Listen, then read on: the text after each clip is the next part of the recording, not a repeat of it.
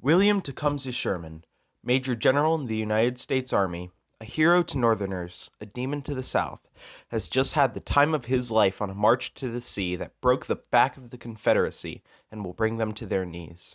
But one attempt is made to stop him. Continuing his path of personal hell up to the Carolinas, he decided to split his forces into left and right sides, led by Major General Henry W. Slocum and Major General Oliver O. Howard, respectively. He kept up his scorched earth policy in the Carolinas, disrupting and destroying nearby railroads and supply lines.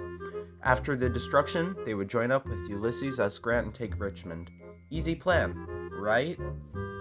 Slight problem. On March 16th, Slocum would encounter Lieutenant General William Hardee's corps at Averasboro. A short but intense battle would take place with 700 Union casualties and 900 Confederate casualties, but Hardee's and their delicious sandwiches would retreat back, giving Slocum the win. Wow, great job, Slocum. It's finally time to continue forward and reach Grant. Slight problem. What's that? Must be a little rebel force. Alright, just send some people in and disperse it. 2 hours later. That was not a little rebel force. That was not. Slocum attempted to launch a small probing attack to disperse the little rebel force that just happened to be made of the Army of Tennessee, the Department of North Carolina, the Department of Florida, Joe Johnston, Braxton Bragg, Alfred Colquitt, and William B. Taliaferro. For obvious reasons, this failed. Sherman's forces were repelled, and so the battle began with the Union building a makeshift defense line near the Harper House where they could call for reinforcements. At 3 p.m., the Confederates picked up steam and pushed against the Yankees with Major General Hoke's infantry line overrunning the Union 14 Corps Field Hospital. However, a Union division would hold out and reinforcements would come to aid them. Confederate forces managed to march up to the Morris Farm, forcing the Union into a defense there, but this would be the farthest they would manage to get. The Confederates tried again and again and again to dislodge the Union forces, but eventually they would be forced to leave. The first day of combat would end.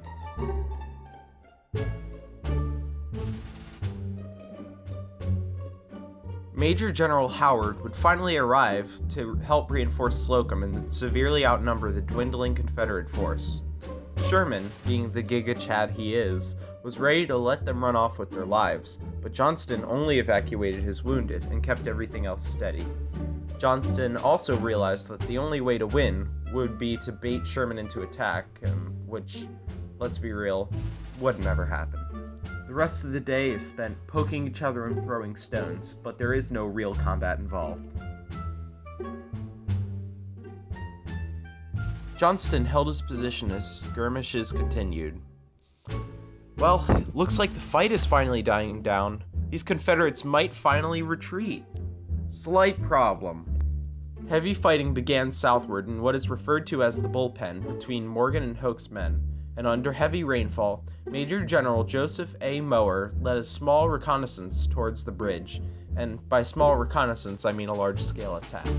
The Confederates managed to do a serious counterattack, and with Sherman's orders to retreat, the Confederates only held on to their escape route and supplies. Johnston finally decided to retreat across the bridge, and on April 18th, an armistice was signed with Johnston formally taking the L on April 26th. The Union managed to take Raleigh, and the Confederates managed to lose their one hope at slowing a defeat. And to commemorate the Battle of Bentonville, the battlefield is marked as a historical site.